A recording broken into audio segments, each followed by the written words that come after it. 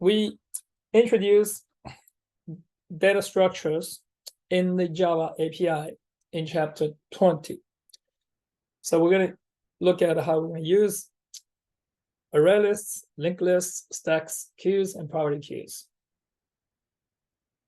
In the Java API, it is designed and using the collections framework. So this is the overall diagram. And so you need to be very familiar with this diagram here. This is the architecture, the essential elements in the collections framework. And here, this is the UML diagram for the collection interface. So you need to be very familiar with all these methods. So these are really common methods you're going to apply to all the concrete classes. And also, we're going to look at the iterator. And so this is a very important software design feature. In a lot of languages, you're going to see this iterators. So this how Java handles this iterator. Iterator here, it's a supertype of collection. So any collection is iterable. So how do you iterator? You're going to invoke this method iterator to return an iterator. So this is object iterator and has a method, has next, and this remove the current one. All right, so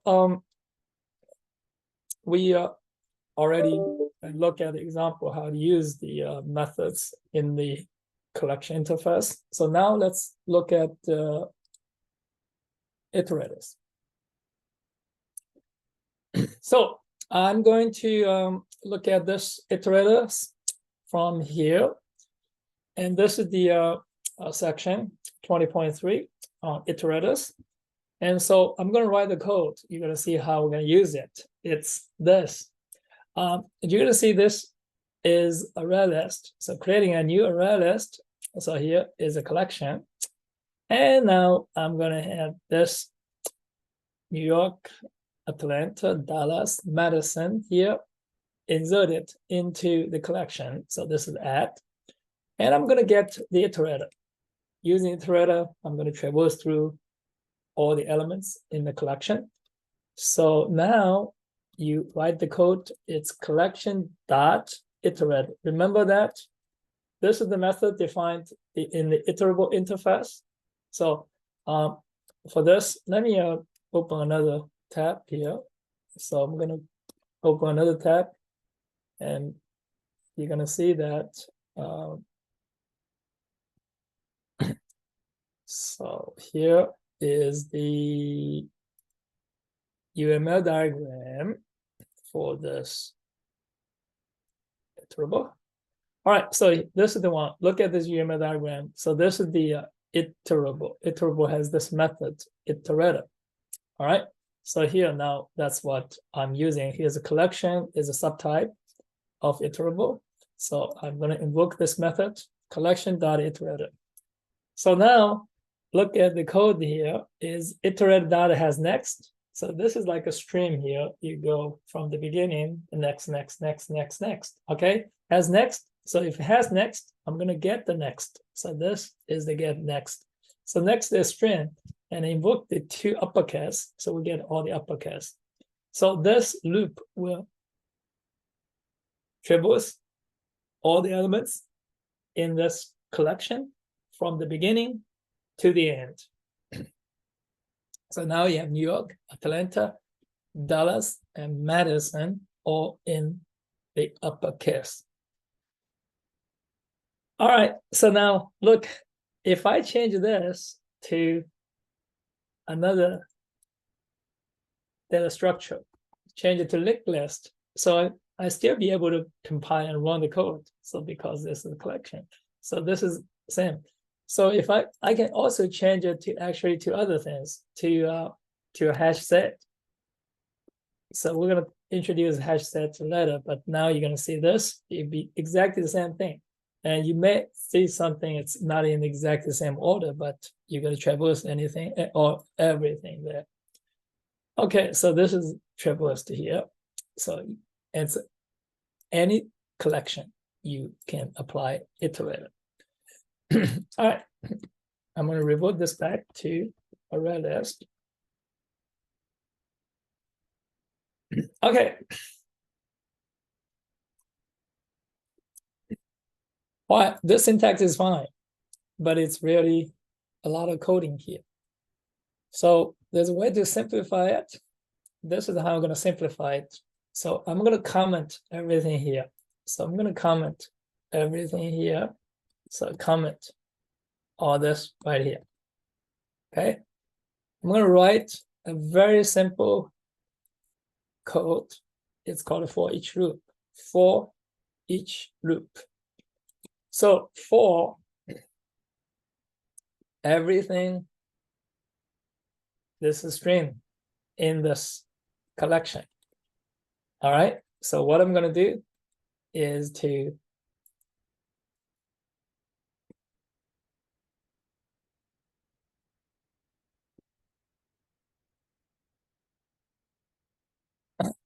all right. So every string in the collection.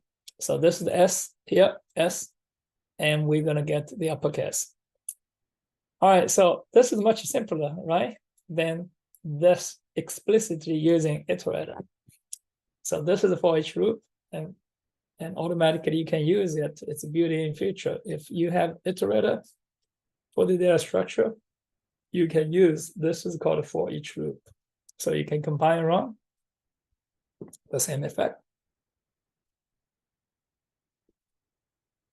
All right. So of course, the simpler is better, and the shorter is better. Normally, that's the way. It's you write it less and you make less mistakes. All right. So this is a good simplification. All right.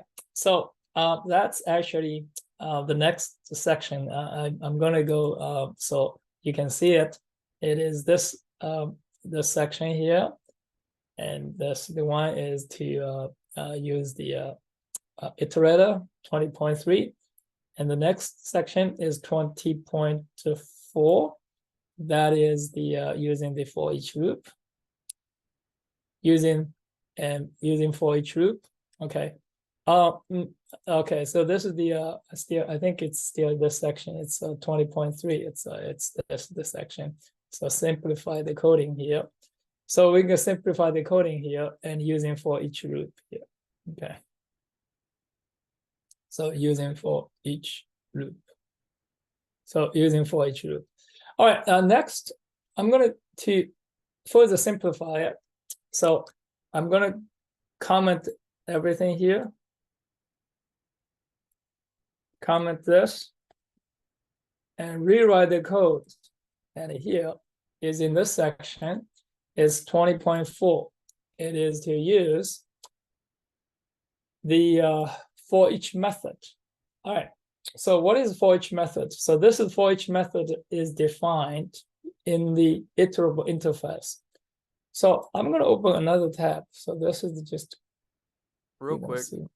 Yeah. So were you saying you should only use a for each loop when you're using a data structure? Using a data structure that's iterable, and you can simplify the coding without explicitly using the iterator. Okay. All right. So now we're going to go continue to look at this the overall EML diagram. So this, and so I'm going to take another look here, EML diagram. So you're going to see this here. It's iterable interface. It has this method for each. So this is actually default method in the iterable interface. So here is you're going to take an element to perform action. You have specified the action. So the syntax here you can just pretty much ignore it, because if you can get deep down, it's a little bit complicated. So, but when you write the code, and I'm coming back here, you see, I'm going to write this code. All right. So the way I'm going to write a code is collection dot. So let's look at again here. This is a method for each. Okay. So it's in the collection. So I'm going to invoke it like this: for each in this collection, for each. All right. What I'm going to do is to use this lambda expression. So for each element, so here is S. So this is the this is the S. Now you can put a string right here, string S, but it's really not needed, because the system can automatically detect this has to be a type S, because you're using here the elements. Here's a string, so it's fine. You don't have to say anything. So now I'm going to put this here,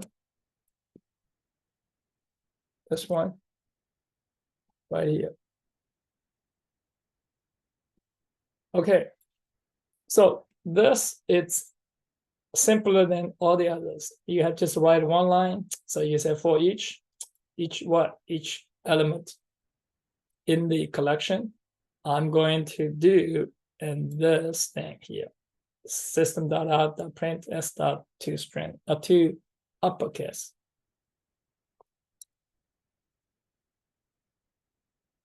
So there's another way to write it, and this is probably the simplest way for this, and using this for each method. Okay.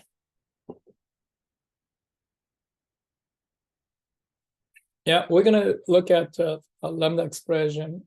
You already have it when you studied the Java event handling. And so you have to write the code using lambda expression. So lambda expression is a simplification actually in the Java language to enable you to write a simple code. If you don't use lambda expression, you can still write the code, but it's going to be a little, it's sometimes a lot more coding. So if you look at the section here, 20.4, I have something for you here. You can see this diagram. There's three ways to use for each. So this is the one. It's a really simple one here.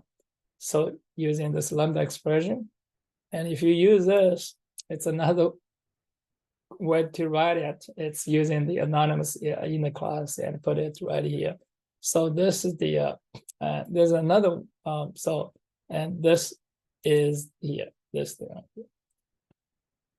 So for each, and you're writing for each like this way here, for each.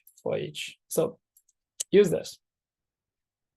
Very simple here, lambda expression. All right, next, I'm going to explain to you this two data structures, array lists and linked lists. They're all under the list interface. So if you look at here back in this this diagram here, so back here in this diagram here, you can see here I have this diagram here, and you see the array list right here and the linked list. So they're all under the list interface. The list is subtype of the collection. So, and list, you add more features into collection is to have introduce a notion of index and in the collection. And this is the list right here. So I'm gonna go look at the list. All right, so look at the list here. And this is the list. And you add more things into the list, so the index. So you get it's now, and the elements in this collection have an order, sequential order. So that's this, you have an index beginning from 0 and 1 and all the way to the last one. And you can say, I'm going to insert this element into the list at this given index. So this is at index element. So there's an at all. You can add all of this at the specified index, insert it into that location. All right, so please study all these methods on the list interface. And now we have two types of lists. One is the array lists, and the other one is the linked lists. Okay. So I'm going to go to look at those two lists, array lists and linked lists.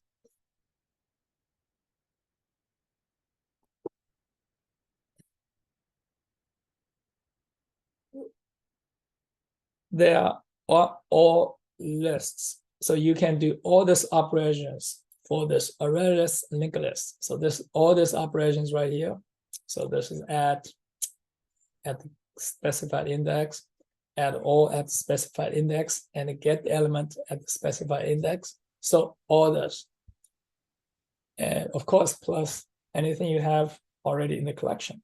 So array list, linked list. All right. The key difference is in the performance.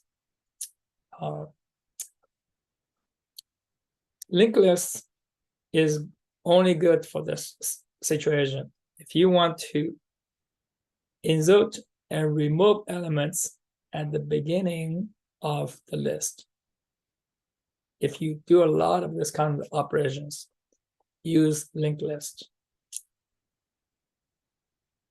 Otherwise, in all the other situations, you're going to use array list. So the reason for this is going to be explained further when we get into chapter 24. We're going to introduce the implementation of the data structures. We're going to look at how these two data structures are implemented. And from the implementation, we're going to understand why linked list is more efficient and for these two operations. So insert and delete from the beginning of the list. All right, so that's the only difference. And you there's another this is the yeah, that's the only, yes, only two operations. Linked lists are much better. It's a significantly better. Okay. And how it's better, and we're going to measure it in chapter 22, when we study the measurements of the algorithm efficiency. So you can see how we actually measure it. All right. So, and please read this and read and how we use it and see all the methods, constructors. So for the array list, and pretty much it's everything, it's inherited and from the super types. And so these are the constructors, how you construct the array list. So you construct the array list using the NOAA constructor. So this is the empty list with default initial capacity. Now, what do we mean by initial capacity? Because internally, array list is implemented using array. So that's initial capacity for that array. All right, so this is the trim size is, so internally you have that array. If that array is very big, it says 1 million size, the capacity, but you only have 10 elements. You can trim it, and so use a new array exactly the same size as your number of elements in the list, 10. So that's trimmed to size. All right, you look at the linked list. it's different. Linked list, the default constructor, but it doesn't have any like initial capacity because it doesn't implement it and using the array internal. So using a linked list. So additional some convenient methods, you can add first, add last, get first, get last, remove first, remove last. So because these are the operations very specifically useful for the linked lists. All right, so you can write a test code and see how array list and linked list are used and using the index of this. All right, so please study this. And I want just to mention about this iterator. So the list has a more powerful iterator. So this iterator is called the list iterator. It's a subtype of iterator. So it has everything already in the iterator. So it has next, next, and remove. In addition to that, we have has previous. You can go both ways. So this iterator is one-way traversal. You cannot go back. So you always next, next, next. But this iterator is both ways. You can go back. So you can go as previous and go get to the previous one. So this is the difference is between these two iterator interfaces. So when you write a code, you can see how we're going to test writing the test code here. So you can use this list iterator and start from the end and go back all the way to the beginning. So traverse the list.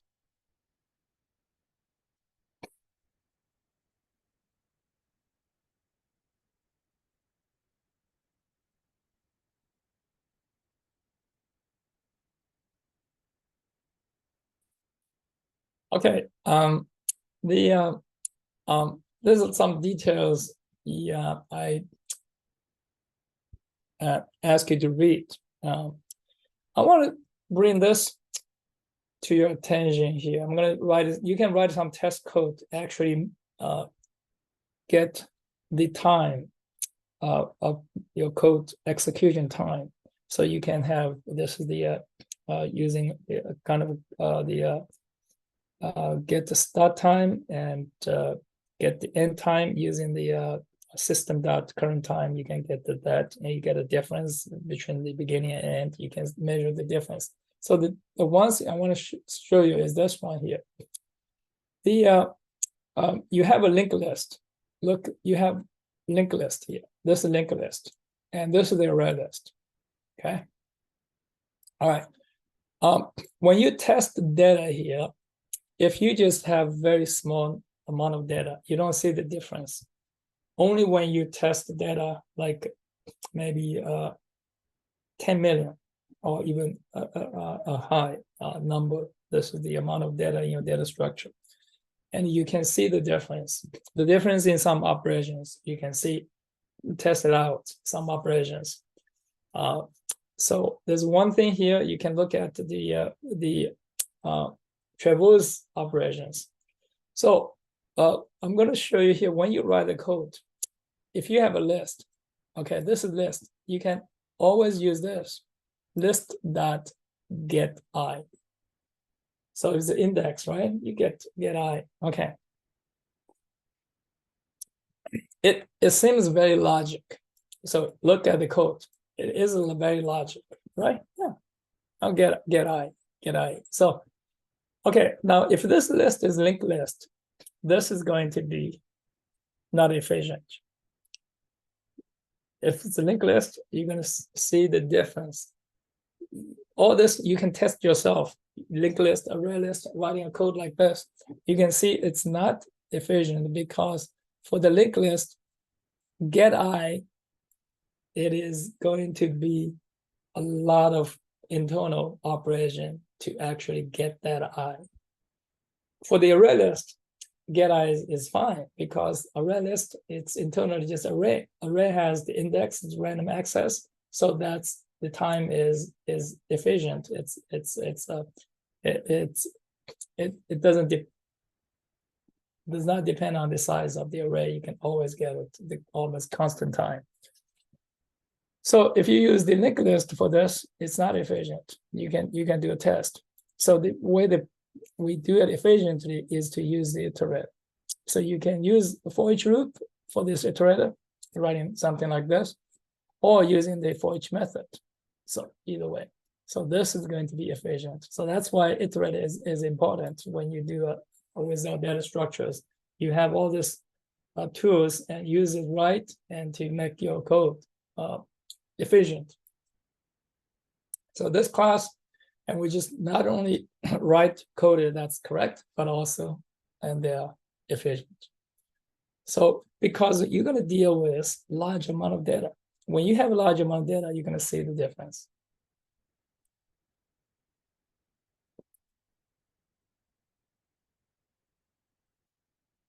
All right. I want to go to the next one, but I'm going to probably postpone it to the next class because this is going to be one class of lecture on this, the comparator. So that's very important, how you compare the elements. There's two interfaces in the Java API. It's a comparable and a comparator. And we're going to also refresh refresh the lambda expressions and in this section 20.6. So I'm going to do it next class. And all right, for now, any questions?